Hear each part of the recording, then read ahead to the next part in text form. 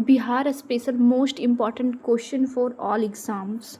First topic will be धान rice के बारे में जानते हैं।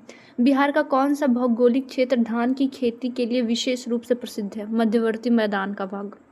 किन दो नदियों के बीच स्थित विस्तृत मैदान को धान की खेती के लिए सर्वोच्च माना जाता है? बूढ़ी गंडक तथा कोसी नदी को। बिहार की कुल कृषि योग्य भूमि के लगभग कितने प्रतिशत भाग पर धान की खेती की जाती है? 46% भाग पर। धान के उत्पादन एवं उत्पादकता दोनों में बिहार का कौन सा जिला सबसे प्रथम स्थान पर है? रोहतास। बिहार में धान के प्रमुख उत्पादक जिलों में रोहतास के अलावा और कौन से जिले शामिल हैं? औरंगाबाद और कैमूर। बिहार में किस मौसम या प्रकार की धान की खेती सर्वाधिक भूमि पर की जाती है? अगहनी धान। बिहार के कुल धान उत्पादन में अगहनी धान का हिस्सा लगभग कितना प्रतिशत है? लगभग 90% है। बिहार के कुल खाद्यान्न उत्पादन में चावल का हिस्सा लगभग कितना प्रतिशत है? 40.7%। धान की उपज बढ़ाने के लिए किस विशेष विधि चावल संघनीकरण प्रणाली का उपयोग किया जाता है? श्री विधि का, श्री मेथड का। धान उत्पादन को बढ़ावा देने के लिए श्री विधि के अलावा किस आधुनिक जुताई तकनीक का उल्लेख किया गया है? जीरो टिलेज विधि का। धान उत्पादन को बढ़ावा देने के लिए श्री विधि के अलावा किस आधुनिक जुताई तकनीक का उल्लेख किया गया है? जीरो टिलेज विधि का। कम वर्षा वाले क्षेत्रों में धान उत्पादन को बनाए रखने के लिए किस प्रकार के बीजों के उपयोग को बढ़ावा दिया जा रहा है? सूखा रोधी प्रभेदों के उपयोग को। बिहार में कृषि के अंतर्गत सबसे बड़ी फसल हिस्सेदारी किस अनाज की है? धान चावल की। बिहार में कृषि के अंतर्गत सबसे बड़ी फसल हिस्सेदारी किस अनाज की है? धान चावल की। दक्षिण पश्चिम बिहार का कौन सा जिला धान का कटोरा कहलाने की योग्यता रखता है? रोहतास। बूढ़ी गंडक और कोसी के मैदानों में किस प्रकार की मिट्टी धान के लिए सर्वोच्च है? जलोढ़ मिट्टी। बिहार में धान की खेती मुख्य रूप से किस मानसून पर निर्भर करता है? दक्षिण पश्चिमी मानसून पे। रोहतास, औरंगाबाद और कैमूर किस प्राकृतिक संभाग या सोन नहर प्रणाली से सिंचित होने के कारण धान में अग्रणी है? सोन नदी घाटी क्षेत्र। अगहनी फसल की कटाई मुख्य रूप से किस अंग्रेजी महीने के आसपास होती है? नवंबर दिसंबर, अगहन मास में। क्या बिहार में धान की खेती के लिए 46% से अधिक या कम भूमि का उपयोग होता है? लगभग 46% सटीक में। जीरो टिलेज विधि से धान की खेती करने पर किस संसाधन की सबसे अधिक बचत होती है? पानी, समय और लागत। ईंधन की बचत। श्री विधि का मुख्य उद्देश्य क्या है? कम पानी और कम बीज में धान की उत्पादकता बढ़ाना। बिहार के खाद्यान्न सुरक्षा में सबसे प्रमुख योगदान किस फसल का है? धान का। उत्पादकता प्रति हेक्टेयर उत्पादन के मामले में धान के शीर्ष जिला कौन सा? रोहतास। नेक्स्ट टॉपिक है हमारा गेहूं के बारे में जानते हैं, जिसे वीट्स बोलते हैं इंग्लिश में। बिहार किस राज्य की सबसे प्रमुख खाद्यान्न फसल कौन सी है? गेहूं। बिहार राज्य की दूसरी सबसे प्रमुख खाद्यान्न फसल क्या है? गेहूं।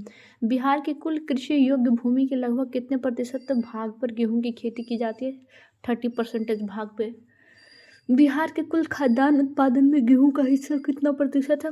32.1%। बिहार के कुल खाद्यान्न उत्पादन में गेहूं का हिस्सा कितने प्रतिशत है? 32.1%। उत्तर बिहार में किस नदी का कछारी क्षेत्र गेहूं के उत्पादन के लिए आदर्श क्षेत्र माना जाता है? बागमती नदी का कछारी क्षेत्र। उत्तर बिहार में किस नदी का कछारी क्षेत्र गेहूं के उत्पादन के लिए आदर्श माना जाता है? बागमती नदी का कछारी क्षेत्र। गेहूं उत्पादन के लिहाज से बिहार के शीर्ष 3 अग्रणी जिले कौन से? रोहतास, कैमूर और पश्चिमी चंपारण। रोहतास, कैमूर और पश्चिम चंपारण का संयुक्त रूप से बिहार के कुल गेहूं उत्पादन में कितना प्रतिशत हिस्सा है? 18.1%। से रोहतास, कैमूर और पश्चिम चंपारण का संयुक्त रूप से बिहार के कुल गेहूं उत्पादन में कितना प्रतिशत हिस्सा है? 18.1%। बिहार में गेहूं की सर्वाधिक उत्पादकता किस जिले में होता है? बेगूसराय में। बेगूसरैया में सबसे ज़्यादा गेहूं होता है, चावल रोहतास में। गेहूं बिहार की किस शस्य मौसम की मुख्य फसल है? रबी फसल। रबी फसल है। बागमती नदी का कछारी क्षेत्र मुख्य रूप से बिहार के किस भाग में स्थित है? उत्तरी बिहार में। गेहूं के कुल उत्पादन और धान के कुल उत्पादन में से किसका प्रतिशत हिस्सा खाद्यान्न में अधिक है? धान 40.7%, गेहूं 32.1% से अधिक। बिहार का कौन सा जिला धान और गेहूं दोनों के उत्पादन में अग्रणी भूमिका निभाता है? रोहतास। कछारी मिट्टी को किस अन्य नाम से भी जाना जाता है जो गेहूं के लिए उपयुक्त है? नवीन जलोढ़ या खादर मिट्टी। नवीन जलोढ़ या खादर मिट्टी। पश्चिम चंपारण जिला बिहार के किस प्रशासनिक प्रमंडल के अंतर्गत गेहूं का उत्पादन करता है? तिरहुत प्रमंडल। पश्चिम चंपारण जिला बिहार के किस प्रशासनिक प्रमंडल के अंतर्गत गेहूं का बड़ा उत्पादक है? तिरहुत प्रमंडल। बेगूसराय जिला किस मामले में गेहूं में प्रथम स्थान पर है? उत्पादकता में। बेगूसराय जिला किस मामले में गेहूं में प्रथम स्थान पर है? उत्पादकता में। गेहूं की खेती के लिए किस प्रकार की जलवायु की आवश्यकता शुरुआती दौर में होती है? ठंडी और शीतोष्ण जलवायु की, रबी सीजन की होती है। बिहार में कुल गेहूं उत्पादन का लगभग 5वां हिस्सा 18.1% 5वां हिस्सा किन 3 जिलों से आता है? रोहतास, कैमूर और पश्चिम चंपारण। गेहूं उत्पादन का 5वां हिस्सा 18.1% किन 3 जिलों से आता है? रोहतास, कैमूर और पश्चिम चंपारण। शाहाबाद क्षेत्र के कौन से 2 जिले गेहूं उत्पादन में शीर्ष है? रोहतास और कैमूर। शाहाबाद क्षेत्र के कौन से 2 जिले गेहूं उत्पादन में शीर्ष पर है? रोहतास, कैमूर। गेहूं के उत्पादन में उत्तर पश्चिम बिहार का कौन सा समवर्ती जिला शीर्ष 3 में स्थित है? पश्चिम चंपारण। नेक्स्ट टॉपिक है हमारा मक्का, मेज जिसे बोलते हैं इंग्लिश में। मक्का किस प्रकार की जलवायु वाले मौसम में बोई जाने वाली फसल है? आर्द्र जलवायु वाले मौसम में। मक्का मुख्य रूप से बिहार की किस शस्य श्रेणी की फसल है? खरीफ फसल की। मक्का खरीफ फसल में आती है। बिहार की कुल कृषि योग्य भूमि के लगभग कितने प्रतिशत भाग पर मक्का होती है? 10% पे। भारत में सर्वाधिक मक्का उत्पादन राज्य में बिहार का कौन सा स्थान है? दूसरा स्थान है। भारत में सर्वाधिक मक्का उत्पादन राज्यों में बिहार का कौन सा स्थान है? दूसरा स्थान है। उत्तर बिहार का कौन सा विशेष क्षेत्र मक्का की खेती के लिए प्रसिद्ध है? कोसी क्षेत्र। उत्तर बिहार का कौन सा विशेष क्षेत्र मक्का की खेती के लिए प्रसिद्ध है? कोसी क्षेत्र। कोसी क्षेत्र के अंतर्गत मक्का उत्पादन के प्रमुख जिला कौन से? खगड़िया, कटिहार, अररिया, पूर्णिया। कोसी क्षेत्र के अंतर्गत मक्का उत्पादन के प्रमुख जिले कौन कौन से? खगड़िया, कटिहार, अररिया, पूर्णिया। कोसी क्षेत्र के अलावा उत्तर पूर्वी बिहार के किस जिले में बड़े पैमाने पर मक्का की खेती होती है? किशनगंज में। मक्का उत्पादन के लिहाज से बिहार के शीर्ष 3 अग्रणी जिले कौन से? पूर्णिया, अररिया और कटिहार। मक्का उत्पादन कहाँ कहाँ होता है? पूर्णिया, अररिया और कटिहार में। बिहार में मक्का का सर्वाधिक उत्पादन किस जिले में होता है? अररिया जिले में। बिहार में मक्का के सर्वाधिक उत्पादन किस जिले में होता है? अररिया जिला में। मक्का के 3 शीर्ष उत्पादक जिले पूर्णिया, अररिया, कटिहार बिहार के किस प्रमंडल के अंतर्गत आता है? पूर्णिया प्रमंडल के अंतर्गत। मक्का के 3 शीर्ष उत्पादक जिले पूर्णिया, अररिया, कटिहार बिहार के किस प्रमंडल के अंतर्गत आता है? पूर्णिया प्रमंडल के। बिहार की कृषि व्यवस्था में मक्का का भूमि प्रतिशत 10%, गेहूं के भूमि प्रतिशत 30% से कितना कम है? 20% कम है। बिहार की कृषि व्यवस्था में मक्का का भूमि प्रतिशत बिहार की कृषि व्यवस्था में मक्का का भूमि प्रतिशत 10%, गेहूं के भूमि प्रतिशत 30% से कितना कम है? 20% कम है। मक्का उत्पादन के लिए कोसी क्षेत्र की मिट्टी क्यों उपयुक्त मानी जाती है? मक्का उत्पादन के लिए कोसी क्षेत्र की मिट्टी क्यों उपयुक्त मानी जाती है? बलुई, दोमट और हल्की दोमट मिट्टी के कारण। मक्का उत्पादन के लिए कोसी क्षेत्र की मिट्टी क्यों उपयुक्त मानी जाती है? बलुई, दोमट और हल्की दोमट मिट्टी के लिए। बिहार का कौन सा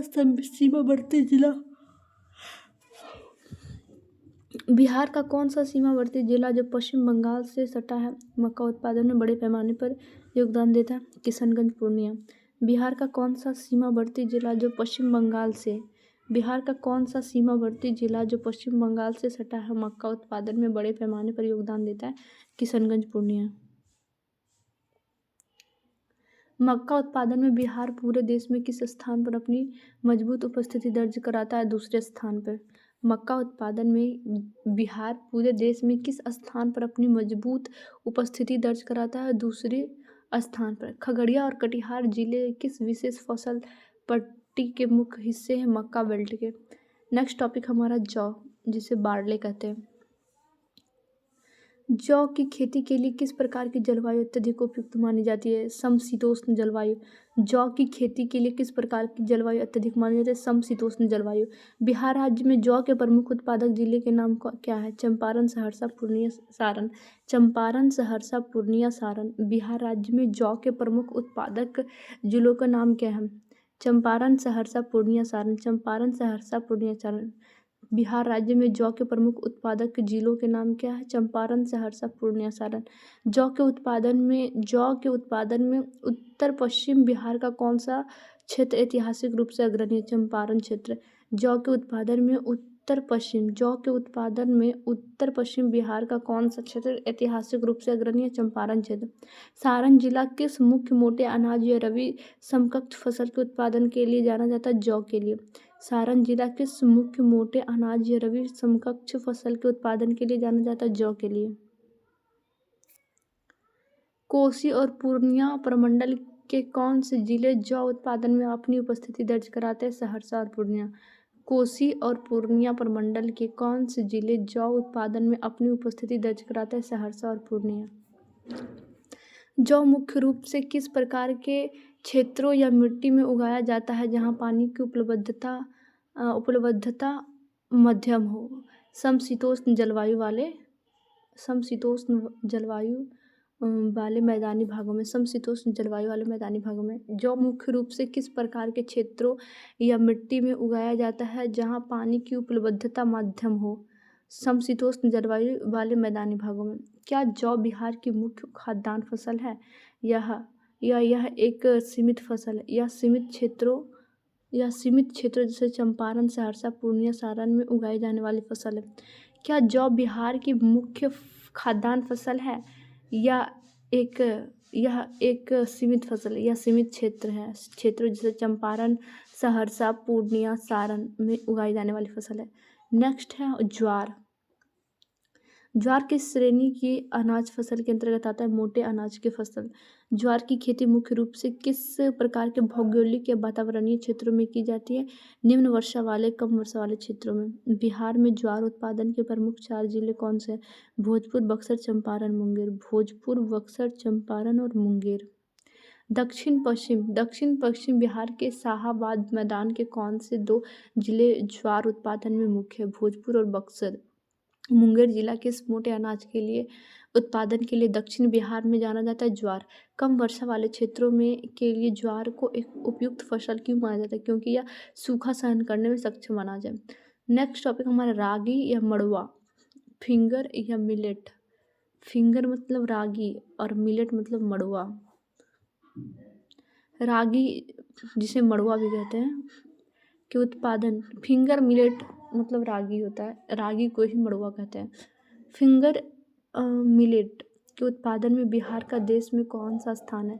प्रमुख स्थान है। बिहार में मड़ुआ के उत्पादन के प्रमुख जिले कौन से हैं? सहरसा, मुजफ्फरपुर, सारण, गया। सहरसा, मुजफ्फरपुर, सारण और गया रागी का उत्पादन करती है। उत्तर बिहार का कौन सा जिला तिरहुत प्रमंडल के अंतर्गत रागी उत्पादन में मुख्य है? उत्तर बिहार का मुजफ्फरपुर जिला। दक्षिण बिहार का कौन सा धार्मिक और ऐतिहासिक जिला रागी उत्पादन में शामिल है? गया।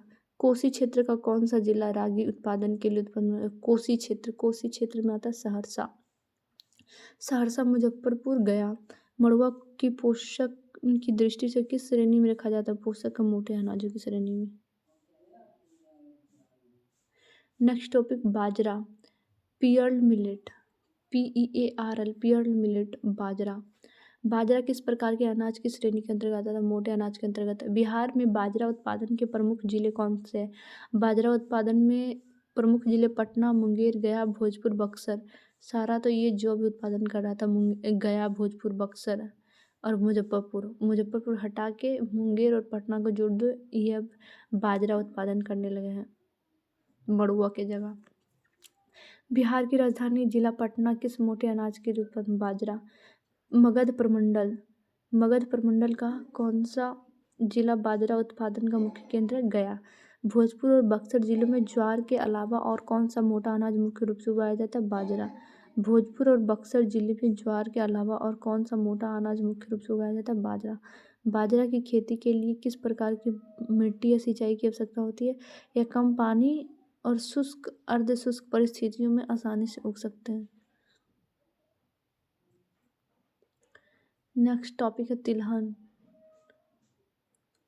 तिलहन में बिहार में तिलहन के अंतर्गत मुख्य रूप से किन फसलों की खेती लगभग समान रूप से की जाती है?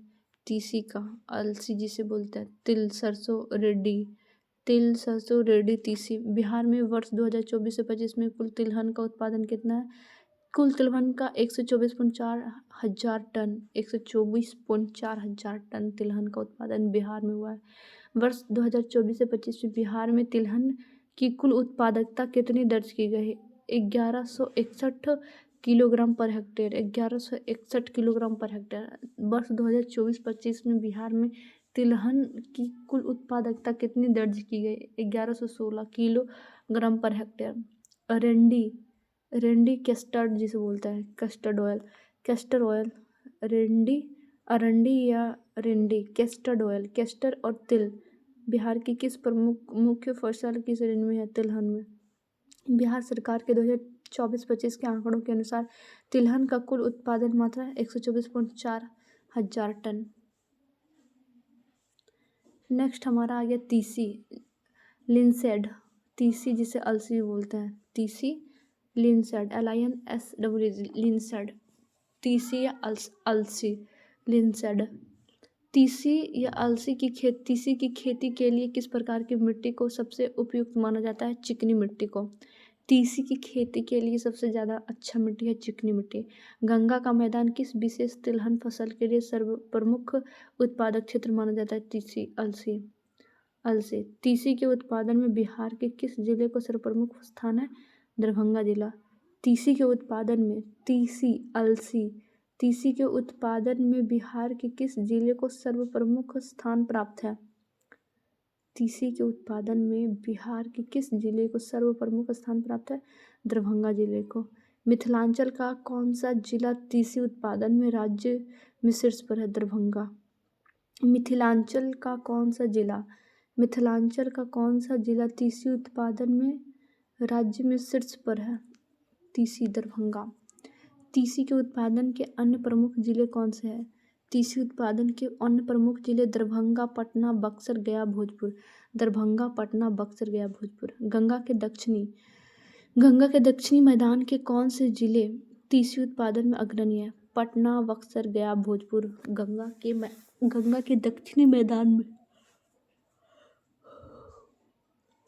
के दक्षिणी मैदान के कौन से जिले तीसी उत्पादन में अग्रणी है? पटना, बक्सर, गया, भोजपुर। चिकनी मिट्टी के जलधारण क्षमता अधिक होने के कारण यह किस रबी तक तिलहन के लिए वरदान है? तीसी, अलसी के लिए। नेक्स्ट, राई या सरसों, मस्टर्ड। सरसों का सबसे अधिक उत्पादन बिहार के किस भौगोलिक क्षेत्र में होता है? गंगा के उत्तरी मैदान में। गंगा के उत्तरी मैदान में सर्वाधिक होने वाली मुख्य तिलहन फसल कौन सा है? राई और सरसों। बिहार में सरसों के उत्पादन से जुड़ी प्रमुख जिले कौन से हैं? सरसों उत्पादन में पटना, मुजफ्फरपुर। अभी तो बोल रहा है सरसों उत्पादन बिहार के किस भौगोलिक क्षेत्र में? तो उत्तरी मैदान में, जबकि पटना तो दक्षिण की ओर आता है। गंगा के उत्तरी मैदान में, तो यहाँ की बोल रहे हैं राई और सरसों। बिहार में सरसों उत्पादन से जुड़े प्रमुख जिले कौन से हैं? पटना, मुजफ्फरपुर, दरभंगा, सीतामढ़ी, सारण, गोपालगंज तथा पूर्णिया। त्रुटि सुधार के बाद पूर्णतः सटीक आंसर ये है। डाउटफुल लग रहा है मुझे कि सरसों उत्पादन जब बोल रहा है उत्तरी क्षेत्र में, उत्तर में कौन कौन आता है? उस साइड गोपालगंज तो आता ही है, सारण, सीतामढ़ी, दरभंगा, मुजफ्फरपुर, पटना भी छोड़ो, आगे बढ़ते हैं। तिरहुत प्रमंडल का कौन सा सीमावर्ती जिला सरसों उत्पादन में अग्रणी? सीतामढ़ी। तिरहुत प्रमंडल का कौन सा सीमावर्ती जिला सरसों उत्पादन में अग्रणी है? सीतामढ़ी। सारण प्रमंडल के कौन से दो जिले सरसों के बड़े उत्पादन हैं? सारण और गोपालगंज। सारण प्रमंडल के कौन से 2 जिले सरसों के बड़े उत्पादक है? तो सारण प्रमंडल में पहला नंबर सारण जिला आएगा, फिर गोपालगंज। सरसों ज़्यादा होता है यहाँ पे। उत्तर पूर्वी बिहार का कौन सा जिला सरसों उत्पादन में महत्वपूर्ण है? पूर्णिया। क्या पटना जिला तीसी और सरसों दोनों के उत्पादन में महत्वपूर्ण स्थान? हाँ, पटना दोनों फसलों के प्रमुख उत्पादक जिलों में से शामिल है। बिहार में खाद्य तेलों की आत्मनिर्भरता के लिए सबसे प्रमुख रबी तिलहन फसल कौन सी है? राई और सरसों।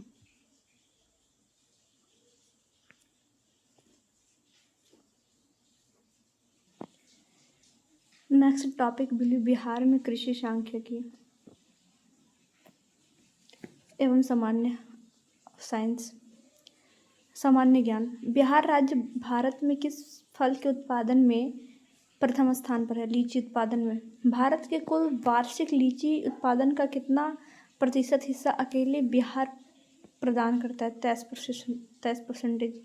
आम के उत्पादन में बिहार का भारत का कौन सा स्थान है? 4th स्थान। अमरूद के उत्पादन में 5th स्थान। केला के उत्पादन में 6th स्थान। मखाना के कुल देशव्यापी उत्पादन में बिहार की हिस्सेदारी 85% से अधिक।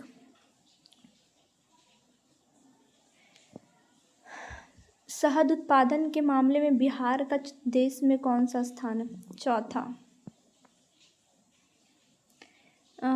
बिहार में बागवानी निदेशालय द्वारा मधुमक्खी के हर छत्ते पर अनुसूचित जाति या जनजाति को कितने प्रतिशत की सब्सिडी दी जाती है? 75% की सब्सिडी।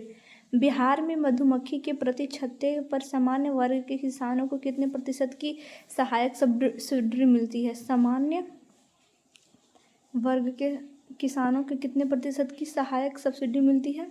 90% सब्सिडी। क्रांतिकारी कृषि हेतु कृषि उत्पादन योजना के विशेष प्रावधानों के अंतर्गत 90% की सब्सिडी। बिहार सरकार द्वारा कृषि के समग्र विकास के लिए हाल ही में कौन सा रोड मैप शुरू किया गया? 4th कृषि रोड मैप। बिहार सरकार द्वारा कृषि के समग्र विकास के लिए हाल ही में कौन सा रोड मैप शुरू किया गया? 4th कृषि रोड मैप। मधुमक्खी पालन और शहद उत्पादन कार्यक्रम को बढ़ावा देने के लिए बिहार सरकार किस विशेष योजना के तहत अनुदान देते हैं? क्रांतिकारी कृषि हेतु कृषि प्रोत्साहन योजना या मुख्यमंत्री मधुमक्खी पालन कार्यक्रम।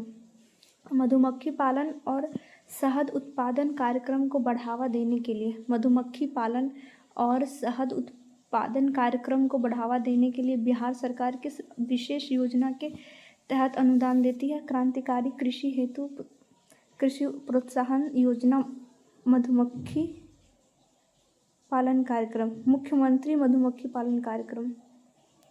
बिहार में लीची उत्पादन का मुख्य केंद्र कौन सा जिला माना जाता है? मुजफ्फरपुर जिला। बिहार में मखाना उत्पादन को वैश्विक पहचान देने के लिए किस वर्ष जीआई टैग प्रदान किया गया? 2023 में। बिहार में 4th कृषि रोड मैप का मुख्य उद्देश्य क्या है? कृषि विविधीकरण, उत्पादकता वृद्धि और जैविक खेती को बढ़ावा देना। कृषि विविधीकरण, उत्पादकता वृद्धि और जैविक खेती को बढ़ावा देना। बिहार में मखाना अनुसंधान केंद्र कहाँ स्थित है? दरभंगा में। बिहार में मखाना अनुसंधान केंद्र कहाँ स्थित है? दरभंगा में। किस फल के उत्पादन में बिहार देश में शीर्ष 5 राज्यों में शामिल है लेकिन प्रथम स्थान पर नहीं है? आम और अमरूद। किस फल के उत्पादन में बिहार देश में शीर्ष 5 राज्यों में शामिल है लेकिन प्रथम स्थान पर नहीं है? आम और अमरूद में। शहद उत्पादन बढ़ाने के लिए बिहार में किस उद्योगों को प्राथमिक स्तर पर बढ़ावा दिया जा रहा है? मौन पालन, मधुमक्खी पालन को। बिहार के किस क्षेत्र को कृषि जलवायु जोन के अंतर्गत मखाना और मक्का के लिए सबसे उपयुक्त माना जाता है? उत्तर पूर्वी जलोढ़ मैदान मिथिलांचल क्षेत्र को। बिहार बागवानी निदेशालय किस विभाग के अंतर्गत कार्य करता है? कृषि विभाग कृषि विभाग बिहार सरकार के अंतर्गत। बिहार में लीची की सबसे प्रसिद्ध किस्म कौन सी है जिसे जीआई टैग भी कहते हैं? शाही लीची। बिहार की जीआई टैग प्राप्त उत्पादक कौन कौन सी फसल है? बिहार की किस विश्व प्रसिद्ध चित्रकला को भौगोलिक संकेतक जीआई टैग प्राप्त है? मधुबनी चित्रकला को। सिक्की घास शिल्प का संबंध बिहार के किस मुख्य भौगोलिक क्षेत्र से? उत्तर बिहार से। सुजनी कढ़ाई शिल्प के लिए बिहार का कौन सा जिला विशेष रूप से प्रसिद्ध है? मुजफ्फरपुर जिला। भागलपुर शिल्प को किस श्रेणी के अंतर्गत जीआई टैग दिया गया है? हस्तलिपि और वस्त्र श्रेणी। भागलपुर शिल्प को किस श्रेणी के अंतर्गत जीआई टैग दिया गया? हस्तशिल्पी और वस्त्र श्रेणी। मंजूषा आर्ट का मुख्य संबंध बिहार के किस जिले से है? भागलपुर से। एपिलक जिसे खटवा बोलते हैं, एपिलक खटवा वर्क बिहार की किस प्रसिद्ध हस्तलिपि कला है? इसे किस वर्ष तक के लिए वैध जीआई टैग की सूची में दिखाया गया है? जून 2025 तक। पत्थर कला या पत्थर कट्टी स्टोन क्राफ्ट का संबंध मुख्य रूप से बिहार के किस गांव या ब्लॉक से है? गयाजी। पत्थरकट्टी गांव, नीमचक, बथानी ब्लॉक। बिहार के किस प्रसिद्ध मिष्ठान जीआई टैग प्राप्त है और यह किस जिले से संबंधित है? सिलाव खाजा, सिलाव नालंदा। जर्दालू आम को किस जिले की विशेषता के कारण जीआई टैग मिला है? भागलपुर। कतरनी चावल अपनी विशेष सुगंध के लिए जाना जाता है, इसका जीआई टैग क्षेत्र कौन सा है? भागलपुर। कतरनी चावल भागलपुर। महगी पान के उत्पादन के लिए बिहार के कौन से जिले संयुक्त रूप से प्रसिद्ध है? औरंगाबाद, नवादा और पटना। शाही लीची का संबंध किस विशिष्ट जिले से है जिसे जीआई टैग प्राप्त है? मुजफ्फरपुर। मिथिला मखाना को किस वर्ष आधिकारिक तौर पर जीआई टैग सम्मिलित किया जाता है? वर्ष 2023 में। मिथिला मखाना को किस वर्ष आधिकारिक तौर पर जीआई टैग से सम्मानित किया गया? 2023 में। मरचा धान बुजड़ा को किस वर्ष जीआई टैग मिला है और यह किस जिले से संबंधित है? मरचा धान या बुजड़ा को किस वर्ष जीआई टैग मिला है? वर्ष 2023 में, पश्चिम चंपारण में। बिहार के हस्तशिल्प उत्पादों की सिक्की घास से क्या बनाया जाता है? पारंपरिक कटोरी, खिलौने और सजावटी वस्तुएं। मंजूषा कला मुख्य रूप से किस पौराणिक गाथा या लोक कथा पर आधारित है? बहुला बिसहरी की लोक कथा पर। मंजूषा कला किस पर आधारित है? बहुला बिसहरी की लोक कथा पर। सुजनी कढ़ाई मुख्य रूप से किसके द्वारा और किस उद्देश्य से बनाई जाती है? अग्रणी महिलाओं द्वारा पुराने कपड़ों को जोड़कर रजाई या बिछावन बनाने हेतु। सिलावा खाजा के निर्माण में मुख्य रूप से किस सामग्रियों का उपयोग किया जाता है? मैदा, चीनी और घी। परतों वाली मिठाई। सिलावा खाजा के निर्माण में मुख्य रूप से किस सामग्री का उपयोग किया जाता है? मैदा, चीनी और घी का। परतों वाली मिठाई है। मार्चा धान के चावल और आकार और रूप कैसा होता है? यह काली मिर्च की तरह गोल और अत्यधिक सुगंधित होती है। मार्चा धान चावल का आकार कैसा होता है? मार्चा धान जो होता है वो यह काली मिर्च की तरह गोल और अत्यधिक सुगंधित होती है। कतरनी चावल की प्रमुख विशेषता क्या है? तीव्र सुगंध और पकाने के बाद इसके दानों का आपस में ना चिपकना कतरनी चावल का ये विशेषता है। बिहार में अब तक कुल कितने उत्पादों को जीआई टैग की सूची में शामिल किया गया है? कुल 14 प्रमुख उत्पादक जून 2025 तक अपडेट सूची के अनुसार। भागलपुर को भारत की किस नगरी या सिटी के नाम से भी जाना जाता है? सिल्क सिटी के नाम से भी भागलपुर को जाना जाता है। किस सिटी के नाम से? सिल्क सिटी के नाम से भी। एपिलक कटवा जिसे बोलते हैं, एपिलक कार्य में मुख्य रूप से क्या किया जाता है? कपड़े के ऊपर कपड़े को काटकर आकर्षित आकृति सिला जाता है। एपिलक कार्य में मुख्य रूप से क्या किया जाता है? कपड़े के ऊपर कपड़े को काटकर आकर्षित आकृति बनाया जाता है। महगी पान की खेती मुख्य रूप से किस तरह की मिट्टी और वातावरण में होती है? नमी युक्त दोमट मिट्टी और छायादार बरेजा कृत्रिम शेड में होता है। मरचा धान के पौधों की मुख्य विशेषता क्या है? यह मुख्य रूप से पश्चिम चंपारण की तराई क्षेत्रों में वर्षा आधारित विशेष स्थानीय फसल है। बिहार के जीआई टैग प्राप्त उत्पादों की सूची जून 2025 तक के लिए किस आधिकारिक दस्तावेज के आधार पर प्रकाशित किया गया है? बिहार सामान्य ज्ञान RBI प्रकाशन के अंतर्गत। मधुबनी चित्रकला को अंतर्राष्ट्रीय स्तर पर पहचान दिलाने में किस क्षेत्र की महिलाओं का योगदान है? जीतवारपुर और रानटी गांव मधुबनी। जीतवारपुर और रानटी गांव मधुबनी। सिक्की घास को स्थानीय भाषा में किस नाम से जाना जाता है? सुनहरी घास। सिक्की घास को सुनहरी गोल्डन ग्रास के नाम से जाना जाता है। गया के पत्थरकट्टी में किस प्रकार के पत्थरों का उपयोग मूर्तिकला के लिए किया जाता है? काले संगमरमर और स्थानीय कठोर पत्थरों का। गया की पत्थरकट्टी में किस प्रकार की पत्थरों का उपयोग किया जाता है मूर्ति कला के निर्माण के लिए? काले संगमरमर और स्थानीय कठोर पत्थरों का। बिहार का कौन सा जीआई टैग प्राप्त उत्पादन खाद्यान्न श्रेणी में आती है? कतरनी चावल और मार्चा धान। नेक्स्ट टॉपिक बोलिए बिहार में फसल और मौसम। बिहार में मुख्य रूप से कितने फसल मौसम पाए जाते हैं? 3, खरीफ, रबी और जायद। बिहार में खरीफ फसल की बुआई किस अवधि के दौरान की जाती है? खरीफ फसल जो होता है वो जून जुलाई अभी के महीना में खरीफ फसल। बिहार में धान जैसे हो गया खरीफ फसल। खरीफ फसल की कटाई समानता नवंबर दिसंबर। जून जुलाई अगस्त सितंबर अक्टूबर नवंबर दिसंबर 5 महीने का। खरीफ फसल की कटाई समानता किस महीने में संपन्न होती है? नवंबर दिसंबर में। बिहार की मुख्य खरीफ फसलें कौन कौन सी है? धान, मक्का, ज्वार। धान, मक्का, ज्वार, बाजरा, अरहर। धान, मक्का, ज्वार, बाजरा, अरहर। बिहार में खरीफ फसल को अध्ययन और वर्गीकरण की सुविधा के लिए कितने उप वर्गों में विभाजित किया गया है? 2 वर्गों में, भदई और अगहनी। बिहार में खरीफ फसल को अध्ययन और वर्गीकरण की सुविधा के लिए कितने उप वर्गों में विभाजित किया गया? 2 वर्गों में, भदवई और अगहनी। भदवई फसल की खेती मुख्य रूप से किस प्रकार की फसलों के लिए की जाती है? कम समय में तैयार होने वाली फसलों के लिए भदवई फसल। और भदवई मौसम के अंतर्गत बोई जाने वाली प्रमुख फसलें कौन सी है? ज्वार, बाजरा, धान, मक्का तथा तिलहन। भदवई मौसम के अंतर्गत बोई जाने वाली प्रमुख फसल कौन सी है?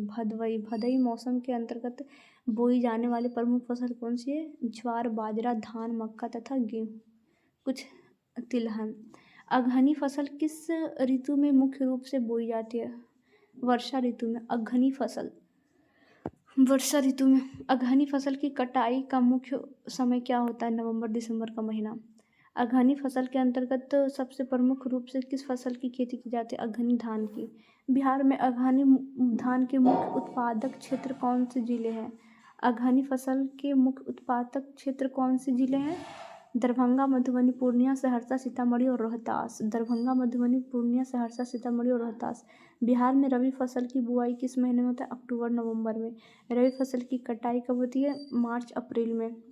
बिहार की मुख्य रबी फसल कौन कौन सी है? गेहूँ, जौ, चना, मटर, सरसों। गेहूँ, जौ, चना, मटर, सरसों। रबी फसलों के अच्छे विकास के लिए मुख्य रूप से किसकी आवश्यकता होती है? ठंडक और शीतकालीन सिंचाई का। रबी फसल के अच्छे विकास के लिए मुख्य रूप से किसकी आवश्यकता होती है? ठंडक और शीतकालीन सिंचाई का। बिहार के किस प्रकार के क्षेत्रों में रबी फसल की उपज सबसे अधिक होती है? सिंचित क्षेत्रों में रबी फसल की खेती सबसे किस क्षेत्र में होती है? सिंचित क्षेत्र में। इरिजिटो। बिहार के किस प्रकार के क्षेत्रों में रबी फसल की उपज अधिक होती है?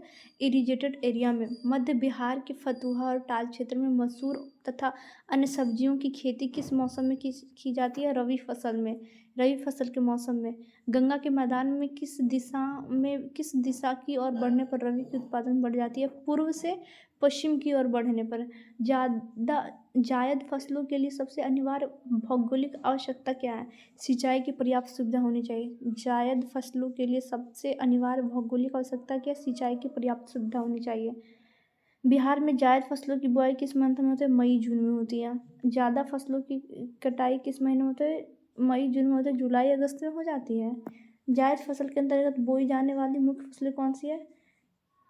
मक्का, मड़ुआ, माही, ज्वार, पटसन। सब्जियां जायद फसलों में कौन? जून जुलाई तक। जायद फसल के अंतर्गत बोई जाने वाली फसल ये मई जून में बोई जाती है और जुलाई अगस्त में मतलब उससे फल लिया जाता है, जैसे सब्जियां आ गया, मड़ुआ आ गया, मक्का आ गया। बिहार में मक्का की खेती किन मौसम में संभव है? यह खरीफ, रबी और जायद तीनों फसल के मौसम में उगाई जाती है। बिहार में मक्का की खेती किस किस मौसम में संभव है? बिहार में मक्का की खेती किस किस मौसम में संभव है? यह खरीफ, रबी और जायद तीनों फसल मौसम में उगाई जाती है। खरीफ, रबी और जायद तीनों फसल मौसम में उगाई जाती है। बिहार के टाल क्षेत्र की मुख्य रबी दलहन फसल कौन सी है? मसूर। बिहार के टाल क्षेत्र की मुख्य रबी दलहन फसल कौन सी है? मसूर। रबी मौसम में बुआई के समय तापमान की क्या स्थिति आवश्यक होती है? बुआई के समय कम तापमान और पकते समय शुष्क व गर्म वातावरण। रबी मौसम में बुआई के समय तापमान की क्या स्थिति आवश्यक होती है? रबी मौसम में बुआई के समय तापमान की क्या स्थिति आवश्यक होती है? बुआई के समय कम तापमान और पकते समय शुष्क व गर्म वातावरण। भदई और अगहनी मुख्य रूप से किस व्यापक फसल मौसम के हिस्से हैं? खरीफ फसल मौसम के भदई और अगहनी मुख्य रूप से किस व्यापक फसल मौसम के हिस्से हैं? खरीफ फसल के।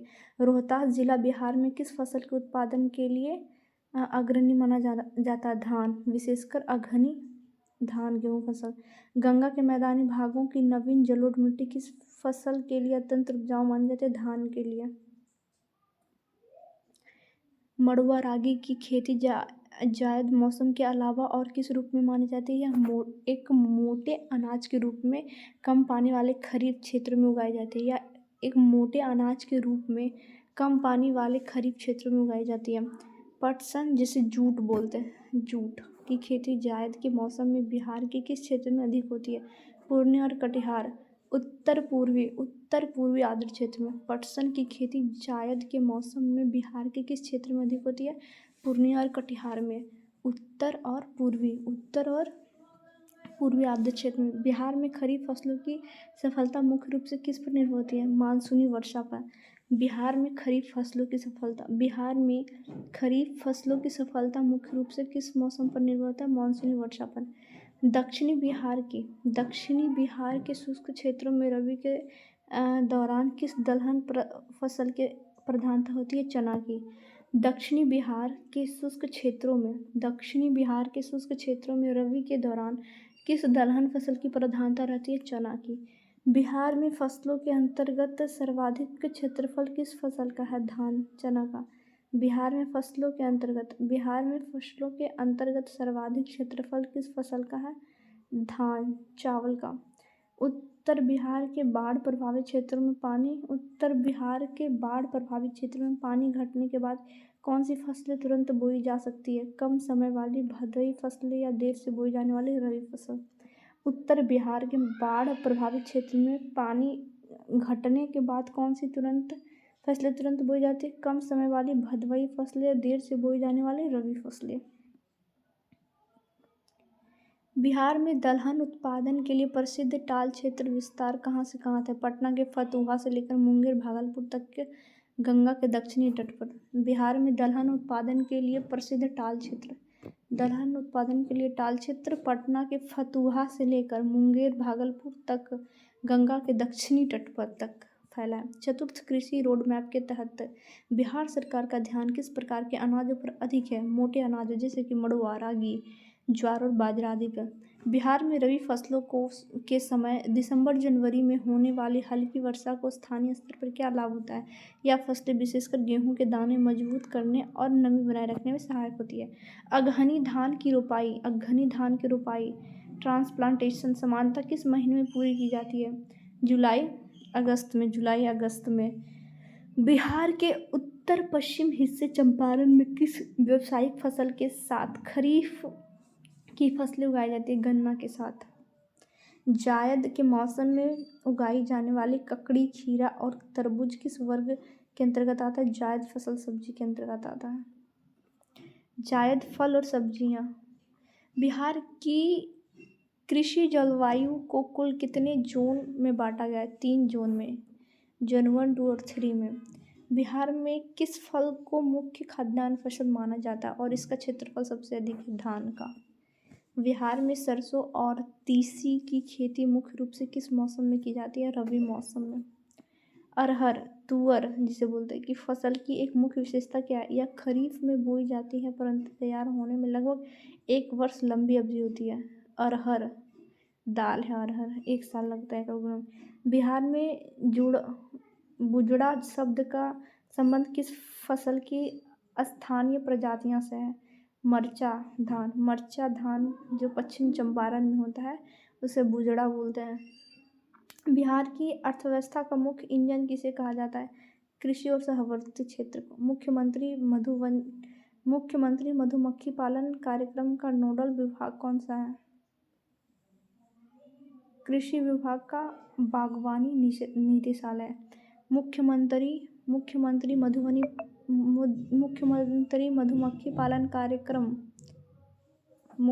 मधुमक्खी पालन कार्यक्रम का नोडल विभाग कौन सा है? कृषि विभाग का बागवानी निदेशालय। भागलपुर सिल्क को वैश्विक बाजार के किस नाम से प्रमोट किया जाता है? टसर सिल्क के नाम से। सिलाव खाजा को जीआई टैग मिलने से बिहार के किस पर्यटन सर्किट को बढ़ावा मिला है? राजगीर नालंदा बौद्ध सर्किट को। सिलावा खाजा को जीआई टैग मिलने से बिहार के किस पर्यटन सर्किट को बढ़ावा मिला है? राजगीर नालंदा बौद्ध सर्किट को। बिहार में कृषि रोड मैप की शुरुआत सर्वप्रथम किस वर्ष की गई थी? 2008 में।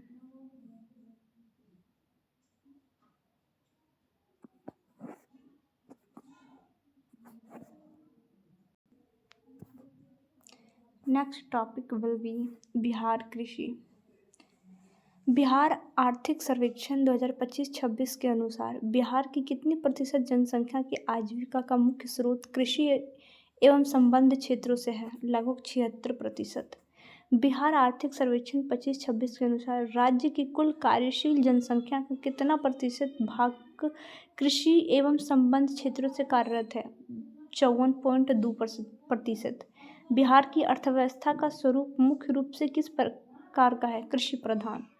वर्ष 2024-25 में बिहार के सकल मूल्यवर्धन में कृषि एवं संबद्ध क्षेत्र का योगदान कितना प्रतिशत है? 22.4%।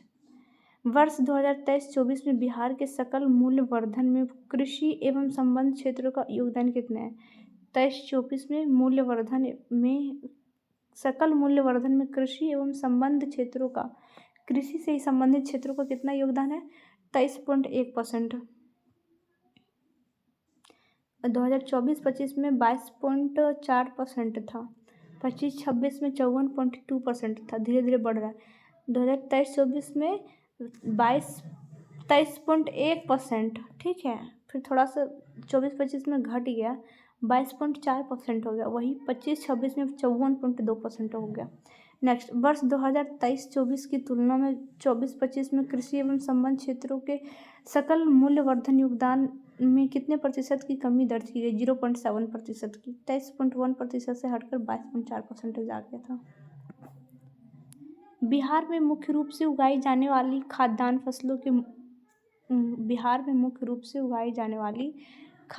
फसलों के उदाहरण कौन से खाए जाने? गेहूँ, चावल, मक्का, जौ, बाजरा, रागी, सरसों, अरहर, चना, मसूर। बिहार की मुख्य नकदी या व्यावसायिक फसलें कौन कौन सी है? गन्ना, मखाना, मेस्ता, चाय, जूट, मिर्च और तंबाकू। बिहार में पशुपालन के अंतर्गत मुख्य रूप से किन जीवों का पालन किया जाता है? गाय, भैंस, भेड़, बकरी, सुअर, मुर्गी पालन, मत्स्य पालन। वर्ष 2024-25 में बिहार के सकल राज्य मूल्यवर्धन में केवल पशुधन लाइव स्टॉक का योगदान कितना प्रतिशत? सिर्फ पशुधन का योगदान जो है 24-25 में 7.8%। वर्ष 2024-25 में बिहार राज्य का कुल शुद्ध बुआई क्षेत्र कितना है? शुद्ध बुआई 5,41,000 मतलब ऐसे बोलो 5411.96 हजार हेक्टेयर शुद्ध बुआई है। शुद्ध बुआई कितना है? 5411.96 हजार हेक्टेयर। पाठ्य सामग्री के मुख्य विवरण के अनुसार वर्ष 24-25 में बिहार की फसल सघनता कितना प्रतिशत? फसल सघनता 142% या 142%। फसल सघनता 142%। बिहार में कृषि सघनता, फसल सघनता था ये, और कृषि सघनता तालिका के अनुसार राज्य का सकल फसल क्षेत्र कितना था? सकल फसल क्षेत्र कितना था? 8207.27 हजार हेक्टेयर। 8207.27 हजार हेक्टेयर। बिहार की कृषि सघनता तालिका के अनुसार बिहार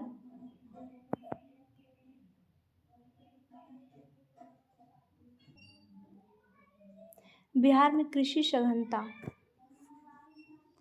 तालिका के अनुसार राज्य का सकल सिंचित क्षेत्र। कृषि सघनता के अनुसार राज्य का सकल सिंचित क्षेत्र 6733.03 हजार हेक्टेयर। 6733.03 हजार हेक्टेयर। कृषि सघनता तालिका के अनुसार बिहार की वास्तविक फसल सघनता कितनी दर्शाई गई है? कृषि सघनता के तालिका के अनुसार बिहार की वास्तविक फसल सघनता 1.52% है। वर्ष 2020-21 में बिहार में अनाज उत्पादन वाली जमीन का अनुपात कुल कृषि भूमि का कितना प्रतिशत था? 87.6%। वर्ष 2024-25 में अनाज उत्पादन वाली जमीन का अनुपात बढ़कर कितना हो गया? 89.2%। वर्ष 2020-21 से 24-25 के बीच अनाज उत्पादन वाली जमीन के अनुपात में कुल कितनी वृद्धि हुई? 1.6%। बिहार का कौन सा जिला सर्वाधिक फसल सघनता 1.9 सूचकांक के साथ शीर्ष पर है? रोहतास। रोहतास के बाद सर्वाधिक फसल सघनता 1.8 वाले बिहार के कौन से जिले हैं? सीतामढ़ी, शिवहर। सीतामढ़ी और शिवहर। नेक्स्ट टॉपिक बिल्ली बिहार कृषि की समान अर्थव्यवस्था योगदान। बिहार आर्थिक सर्वेक्षण 25-26 के अनुसार बिहार की लगभग कितनी प्रतिशत जनसंख्या की जीविकोपार्जन मुख्य रूप से कृषि था? 76%। बिहार की कुल कार्यशील जनसंख्या का कितना प्रतिशत भाग कृषि एवं संबद्ध क्षेत्रों में कार्यरत थे? 54.2%। वर्ष 2024-25 में बिहार के कुल सकल मूल्यवर्धन में कृषि एवं संबद्ध क्षेत्रों का योगदान कितना था? 22.4%। 23-24 में बिहार के सकल मूल्यवर्धन में कृषि एवं संबद्ध क्षेत्रों का योगदान कितना था? 23.1%। वर्ष 24-25 में पशुधन का राज्य के कुल सकल मूल्यवर्धन में कितना प्रतिशत योगदान था? 7.8%। बिहार राज्य को मुख्य रूप से किस प्रकार की अर्थव्यवस्था वाला राज्य कहा जाता है? कृषि प्रधान राज्य। बिहार में पशुपालन के अंतर्गत मुख्य रूप से किन पशुओं को पाला जाता है? गाय, भैंस, भेड़, बकरी, सुअर को। पशुपालन के अतिरिक्त कृषि संबद्ध क्षेत्र में किन अन्य गतिविधियों के कार्य रूप दिया गया? मुर्गी पालन और मत्स्य पालन को। फसल वर्गीकरण, खाद्यान्न एवं व्यावसायिक फसलें। बिहार में उगाई जाने वाली प्रमुख खाद्यान्न फसलें कौन सी है? गेहूँ, चावल, धान, गेहूँ, मक्का, जौ, बाजरा, ज्वार, रागी, सरसों, अरहर, चना और मसूर। बिहार की प्रमुख नगदी या व्यावसायिक फसलें कौन सा है? गन्ना, मखाना, मेस्ता, चाय, जूट, मिर्च, तंबाकू। मखाना को बिहार में किस श्रेणी की फसल माना जाता है? नगदी और व्यावसायिक फसल। जूट और मेस्ता बिहार की किस प्रकार की फसलों के उदाहरण? व्यापारिक या रेशा फसलें। सरसों, चना और मसूर को बिहार में किस मुख्य फसल के वर्ग के तहत वर्गीकृत किया जाता है? खाद्यान्न फसलों के अंतर्गत। नेक्स्ट टॉपिक बिल्ली कृषि भूमि उपयोग एवं सघनता। कृषि भूमि का उपयोग और उसकी सघनता। 24-25 में बिहार का शुद्ध बुआई क्षेत्र कितना हजार हेक्टेयर? 5411.96 हजार हेक्टेयर। वर्ष 24-25 में बिहार की फसल सघनता कितने प्रतिशत दर्ज की गई है? 142%। बिहार में कृषि सघनता तालिका के अनुसार कुल सकल फसल क्षेत्र कितना है? 8207.27 हजार हेक्टेयर। 8207.27 हेक्टेयर। बिहार का सकल सिंचित क्षेत्र कितना हजार हेक्टेयर दर्शाता है? 6733.03 हजार हेक्टेयर। बिहार का सकल सिंचित क्षेत्र कितना हजार हेक्टेयर दर्शाया गया है? 6733.03 हजार हेक्टेयर। बिहार में वर्ष 2024-25 के आंकड़ों के अनुसार फसल सघनता सूचकांक का मान कितना है? 1.52%। बिहार में वर्ष 24-25 के आंकड़ों के अनुसार फसल सघनता सूचकांक का मान कितना है? 1.52%। बिहार का सर्वाधिक फसल सघनता वाला जिला कौन सा है? रोहतास 1.9। रोहतास के बाद बिहार में सर्वाधिक फसल सघनता वाले कौन से दो जिले संयुक्त रूप से आते हैं? सीतामढ़ी, शिवहर 1.8%। बिहार में सर्वाधिक शुद्ध बुआई प्रतिशत 80% वाले दो जिले कौन से हैं? भोजपुर और बक्सर। बिहार में सर्वाधिक शुद्ध बुआई प्रतिशत 80% वाले दो जिले कौन से हैं? भोजपुर और बक्सर। बिहार के किस मैदानी भाग में कृषि की सघनता सबसे अधिक पाई जाती है? गंगा के उत्तरी मैदान में। उत्तरी बिहार के मैदान में कितने प्रतिशत भूभाग पर सामान्य कृषि की जाती है? उत्तरी बिहार के मैदान में कितने प्रतिशत भूभाग पर सामान्यतः कृषि की जाती है? 65 से 80% पे। बिहार की किन दो नदियों के बीच के मैदानी भागों में वर्ष में 3 बार फसलें उगाई जाती है? गंडक एवं कोसी नदी के बीच, गंडक एवं कोसी नदी के बीच। नेक्स्ट टॉपिक है हमारा खाद्यान्न उत्पादन एवं उत्पादकता। राज्य में अनाज उत्पादन वाली जमीन का अनुपात वर्ष 2020 से 21 में 87.6% से बढ़ के 24 और 25 में कितना परसेंटेज हो गया? 89.2%। 87 से हो गया 89.2%।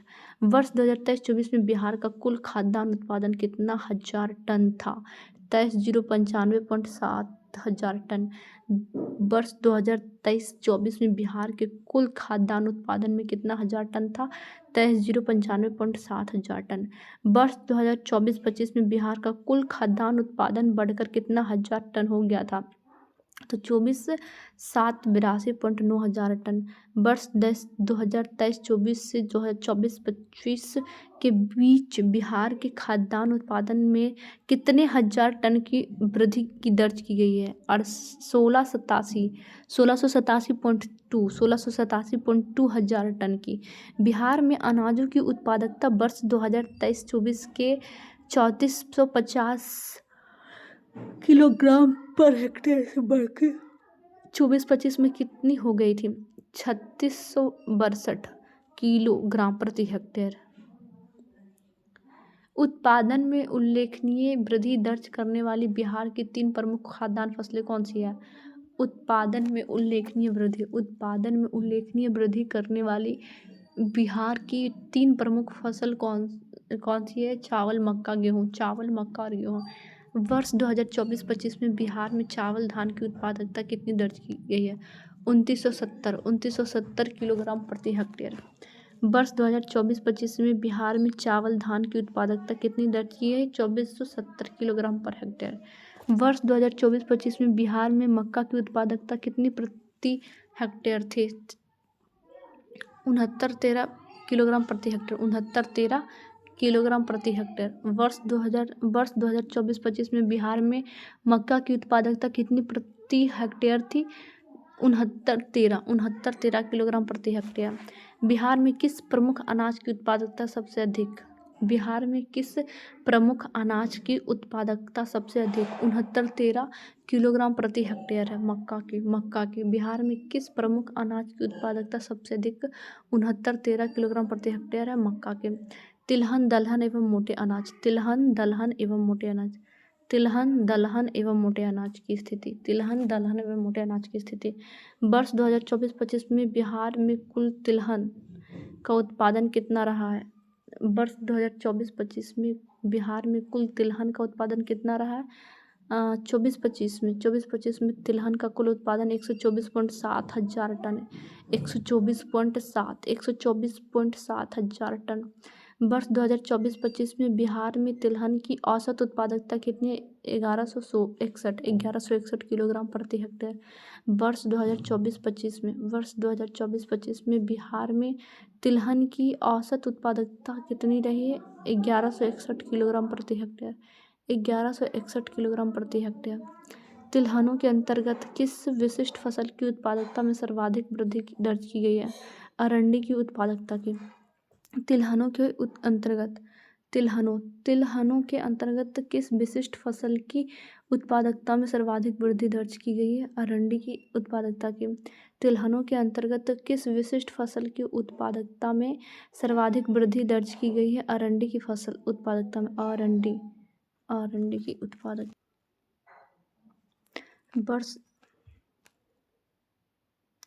वर्ष 2024-25 में राज्य में मोटे अनाजों का कुल उत्पादन कितना प्रतिशत पहुंच गया है?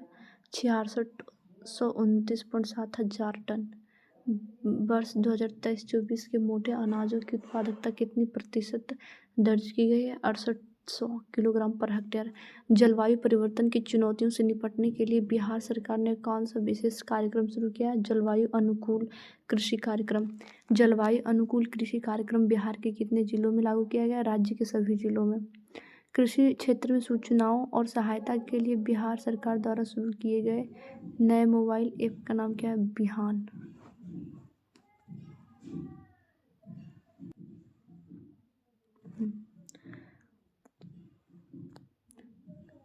बिहार बिहान मोबाइल ऐप का संबंध किस विभाग या क्षेत्र से है? कृषि क्षेत्र या कृषि विभाग बिहार से। वर्तमान में बिहार में कौन सा कृषि रोड मैप संचालित किया जा रहा है? कृषि रोड मैप 4।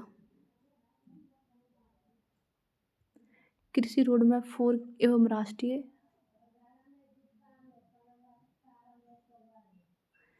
कृषि रोड मैप 4 एवं राष्ट्रीय रैंकिंग। बिहार कृषि रोड मैप 4 की कार्यान्वयन अवधि क्या है? 2023 से 2028। कृषि रोड मैप 4 के मुख्य उद्देश्य क्या है? आमदनी बढ़ाना, खाद्य एवं पोषक सुरक्षा, लाभप्रद रोजगार और प्राकृतिक संसाधनों का टिकाऊ उपयोग। वर्ष 2012 से अब तक बिहार राज्य को कुल कितनी बार कृषि कर्मण पुरस्कार प्राप्त हुआ है? 5 बार। बिहार को पहला कृषि कर्मण पुरस्कार किस वित्तीय वर्ष मिला था? 2011-12 में। वर्ष 2011-12 में बिहार को किस फसल के बेहतरीन उत्पादन के लिए कृषि कर्मण पुरस्कार मिला है? चावल के लिए। वर्ष 2012-13 में बिहार को किस फसल के लिए कृषि कर्मण पुरस्कार से सम्मानित किया गया था? गेहूं के लिए। वर्ष 2015-16 में बिहार को किस फसल के उत्पादन के लिए कृषि कर्मण पुरस्कार मिला था? 2011-12 में चावल के लिए, 12-13 में गेहूं के लिए, उसके बाद 15-16 में मक्का के लिए। वर्ष 2016-17 में बिहार को लगातार दूसरी बार किस फसल के लिए कृषि कर्मण पुरस्कार मिला था? मक्का के लिए। वर्ष 2017-18 में बिहार को किस फसल श्रेणी में 5वां कृषि कर्मण पुरस्कार मिला था? गेहूं के लिए। कुल 5 कृषि कर्मण पुरस्कार में से बिहार को मक्का के लिए कितनी बार यह पुरस्कार मिला है? 2 बार, 15-16 और 16-17 में लगातार। फसल विशिष्ट उत्पादन एवं राष्ट्रीय संस्थान। कुल 5 कृषि कर्मण पुरस्कारों में से बिहार को गेहूं के लिए कुल कितनी बार यह पुरस्कार मिला है? 2 बार, 12-13। गेहूं के लिए दो बार मिला था, 12-13 और 17-18 में। मक्का के लिए 15-16 और 16-17 में। गेहूं के लिए 12-13 और उसके बाद थोड़ा लंबा समय के बाद गेहूं इंतजार करने के बाद फिर ट्रॉफी जीता कब? 17-18 में। बिहार को चावल के लिए कितनी बार कृषि कर्मण पुरस्कार मिला है? 1 बार, सबसे पहले 11-12 में। चावल उत्पादन के मामले में देश में बिहार का कौन सा स्थान है? 5वां स्थान। गेहूं उत्पादन में 6ठा स्थान। सब्जी उत्पादन में बिहार का कौन सा स्थान है? 3रा स्थान। कम बात नहीं है भाई, ऐसे ही इतना सारा सब्जी रोप रहा है यहाँ के लोग। बिहार आर्थिक सर्वेक्षण 2025-26 के अनुसार कृषि क्षेत्र का राज्य के विकास में क्या महत्व है? कृषि क्षेत्र का राज्य के विकास में या अर्थव्यवस्था के विकास के लिए अत्यंत महत्वपूर्ण और जीविका का मुख्य आधार है। क्या अरहर और मसूर को बिहार में व्यावसायिक फसलों की श्रेणी में रखा गया है? नहीं, इन्हें खाद्यान्न दलहन फसलों में रखा गया। मिर्च और तंबाकू को किस प्रकार की फसल माना जाता है? नकदी या व्यावसायिक फसल। मिर्च और तंबाकू को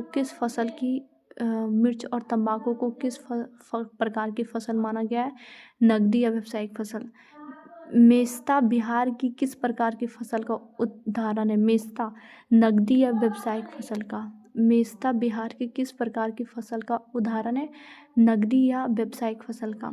बिहार में मत्स्य पालन को किस मुख्य क्षेत्र के अंतर्गत वर्गीकृत कर पढ़ा जाता है? पशुपालन एवं संबंध क्षेत्र से। बिहार में मत्स्य पालन को किस मुख्य क्षेत्र के अंतर्गत वर्गीकृत कर पढ़ा जाता है? पशुपालन एवं संबंध क्षेत्र से। नेक्स्ट टॉपिक है गहन डेटा विश्लेषण।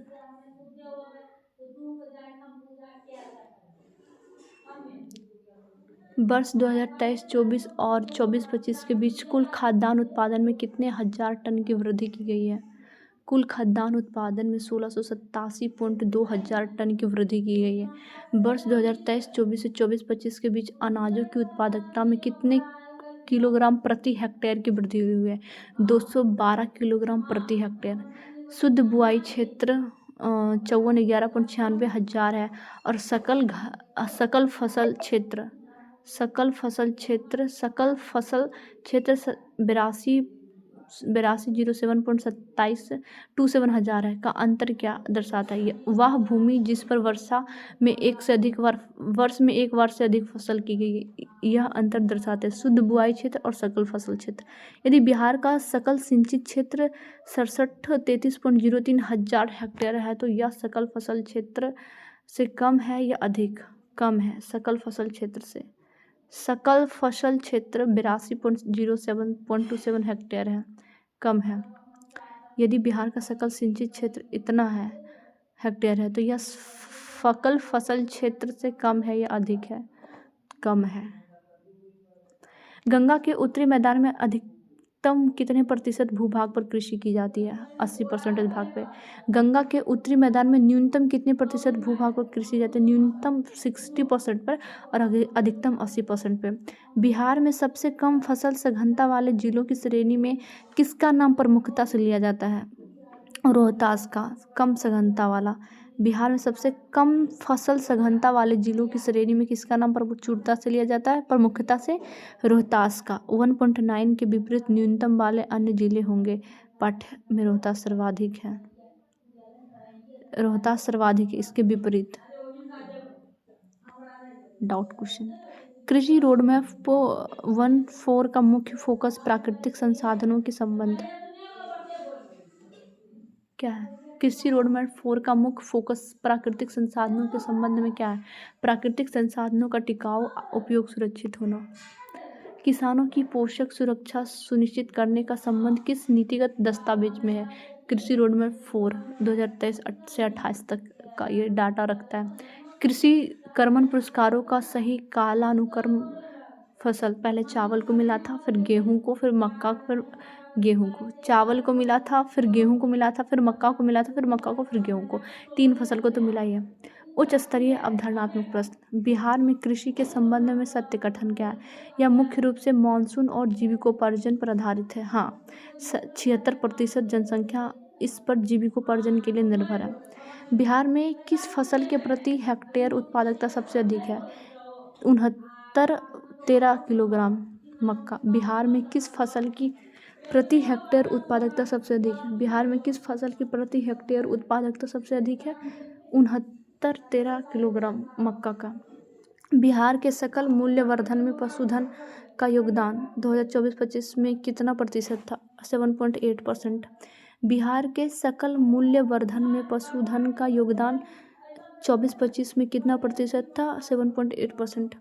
हर खेत का सिंचाई का पानी का क्रियान्वयन किस वित्तीय अवधि के रोडमैप के समानांतर चल रहा है? कृषि रोडमैप 4 23-28। हर खेत तक सिंचाई का पानी का क्रियान्वयन किस वित्तीय अवधि का रोडमैप के समानांतर चल रहा है? कृषि रोडमैप के अंतर्गत। बिहार में जूट और चाय का उत्पादन किस फसल वर्ग के तहत होता है? नगदी या व्यावसायिक फसल। बिहार में जूट और चाय का उत्पादन किस फसल वर्ग के अंतर्गत होता है? नगदी या व्यावसायिक फसल। गंडक और कोसी के मैदानी भागों में अत्यधिक फसल विविधता।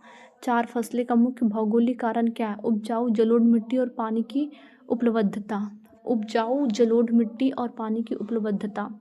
उत्तरी मैदानी की सघनता। बिहार में वर्ष 2024-25 में तिलहन उत्पादन का मुख्य परिणाम कितना हजार टन है? 124.7 हजार टन। बिहार में वर्ष 2024-25 में तिलहन उत्पादन का कुल परिणाम कितना हजार टन है? बिहार में वर्ष 2024-25 में तिलहन उत्पादन का कुल परिमाण कितना हजार टन था? 124.7 हजार टन।